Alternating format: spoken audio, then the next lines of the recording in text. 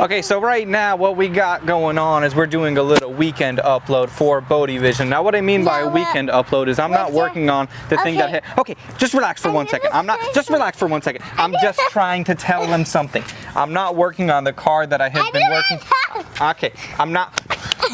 Yeah, with the girl Ava Bodie Vision and I'm not working on the regular projects that I had been working on during the week, like the EG hatch. Today I've been working on painting the house.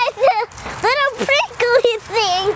I'm going to be putting some seats in my 1988 LS swapped Honda Accord. It's a personal thing that I've been trying to do, and what better time to do some personal work than on the weekend. Let's go ahead and get started.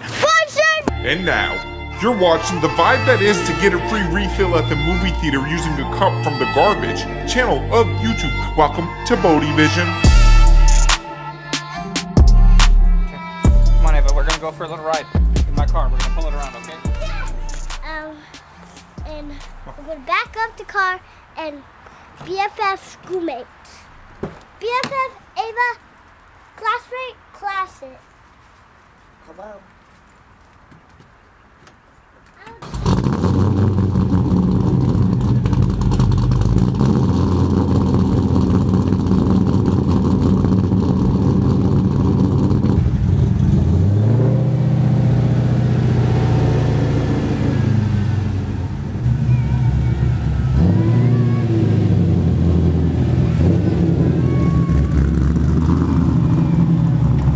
Car hasn't been on in weeks, and dude, she runs perfect. After I got it tuned, shout out to Carlos Tuning, it's been running nothing but perfect. It's a little dirty, but that's all good. So for those of you guys that are not familiar with what this gem, what this beauty of a car is, this is a 1988 Honda Accord hatchback. Most people don't even understand or know that Honda made a hatchback that looked so similar to the Supra of the day, or to even like the AE86. Most people think it's an AE86, but in our reality, it's a Honda Accord. And what makes it so cool is it should have been, or it was, front wheel drive to begin with, but I stuffed a V8 in here, an LS1 to be exact, out of a 2004 GTO, and now it's rear wheel drive and fully converted to rear wheel drive. Now as I was building this car, I needed room for the drive shaft to come through, so that meant the amount or the type of seats that I can get I was really limited by.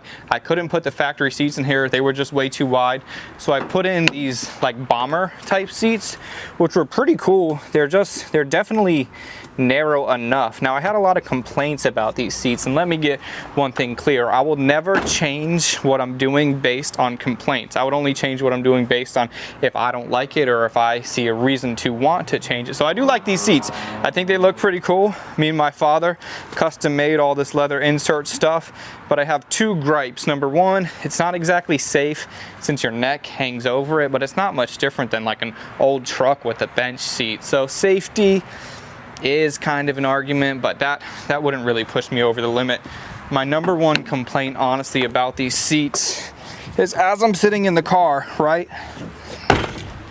My head, and I'm 5'7". I'm not considered tall at all. I'm probably on the high end of short, honestly. So I'm 5'7", and my head hits the roof. Like if I'm backing into a space, this is ridiculous. So I sit way too high up. Like as I'm cruising around, my head's not touching, so it's really not that big of a deal. But I wanted to get a seat that, number one, safety. Speaking of safety, really quickly, I wanted to thank the sponsor of today's video, Surfshark VPN. Now, the money from this integration goes directly back into my shop, which helps me to continue to create the best content that I can. Now, Surfshark VPN is an app as well as a web browser extension that gives you the ability to browse privately by encrypting your internet activity so no one can track or steal your data. Also, change your IP address so you can increase your privacy and avoid tracking by using different IP addresses. This helps you travel a lot more securely while using unprotected networks in foreign countries. And definitely one of my favorite features is the ability to change your IP address within the United States while you're in another country. For example, if I'm over in Japan and I'm looking to buy a car and I wanted to live stream the process, they might have restrictions on streaming. All I would have to do is fire up Surfshark, go to the country list, select anywhere in the United States. I'm just gonna select LA and then connect. Or another thing that's huge for me, if I'm on the road and I want to to edit one of my videos at a coffee shop using the free Wi-Fi, I want to make sure that connection is safe. In my videos, I'm always downloading music and other miscellaneous files to make my videos that much better. So by me using Surfshark, it's just an extra layer of safety on public Wi-Fi. Using Surfshark VPN has been extremely beneficial for me. I would say to purchase the 24-month VPN plan, that's definitely the way to go. Right now, Surfshark has a great offer, 3 extra months for free. Just scan the QR code on screen or click the link in the description down below and use my promo code. There you go. You know I got your back, guys. Come on. So try it out for yourself on all of your devices, and if you have any questions, they have 24-hour support. Also, they have a 30-day money-back guarantee. So after this video, go ahead, go over there and get started. And now my phone is ringing and it's time to get back to the video. So these are them. These aren't the most current or most recent Bride or Bride models. Bride if you're in the US. I actually like Bride, that's what I've always said. So it's a Bride Zeta 2, an older model, but for me it's my favorite model. I just like the way that the headrest looks. It's a little more boxy, not such a large profile, and these are side mounted, so hopefully I can get these a lot lower. The first thing before I can do anything is to get these bomber seats ripped out of there, so that way I can then figure out what else I got going on. Ava, should I start on the driver's side or passenger side? Passenger side, she said. Let me hold you up so you can show them what you got. Don't drop it. Look at what she got.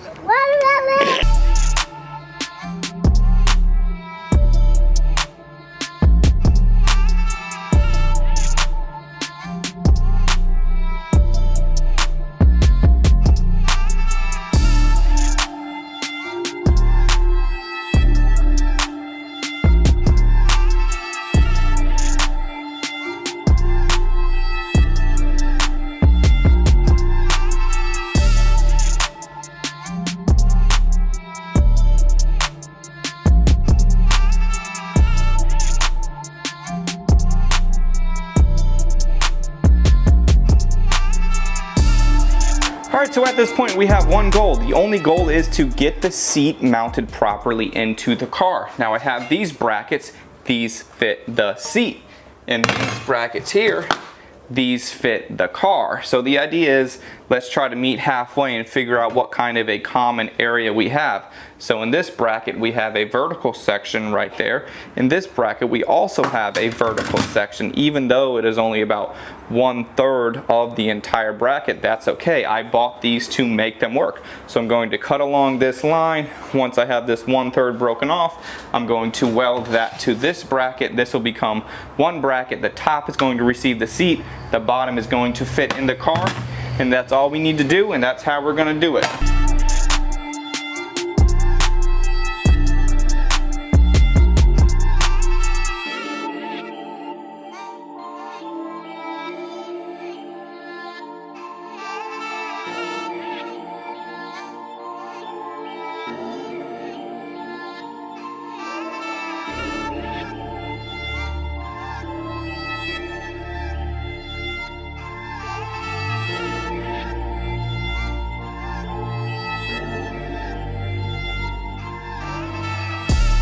Alright, so here you can see it's starting to take shape. You can get an idea of what I'm going for. This will become one piece. This is mounting for the seat itself. This is going to be for the car. Now I have this seatbelt thing on here.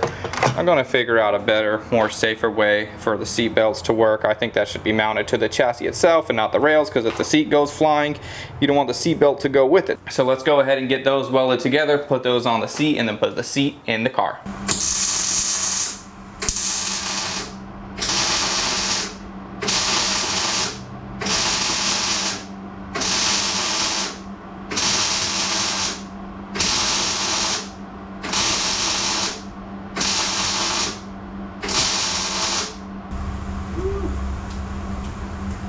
Not too bad, not too bad.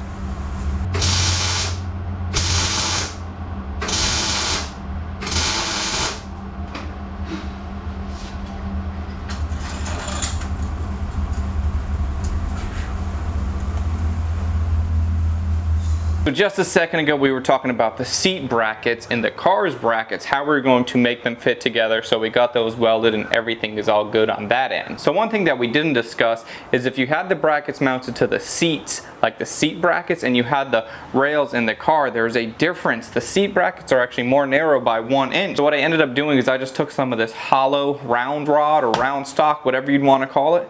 I took a washer just like this. This fits in that nicely. So you can see, and where I'm going with this is I wanted to make some stands or 1 inch spacers. So this was the old bolt, the bolt that actually came with the seat. Then we have a new bolt.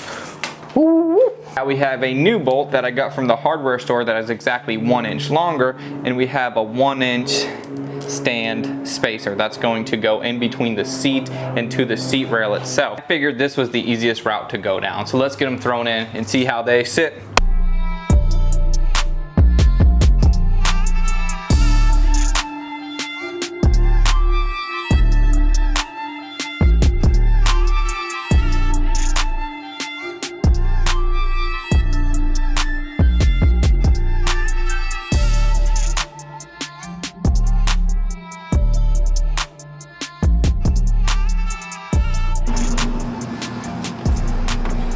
Alright, so that's looking good. As you can see, the bridge, the brides, whatever you want to call it, they are looking good. They aren't sitting too high. I gotta hop in there and make sure everything feels good. But let's do we gotta do it, man. Let's take this thing for a rip and see how it goes. Let me see how I feel about the whole thing.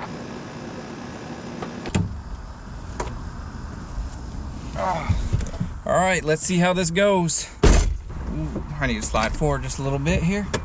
Sliders still work perfect. That's something that I wanted to do, as it's such a pain to get out of the car when you don't have good little sliders going on. I like to drop the seat back, then slide up out the car.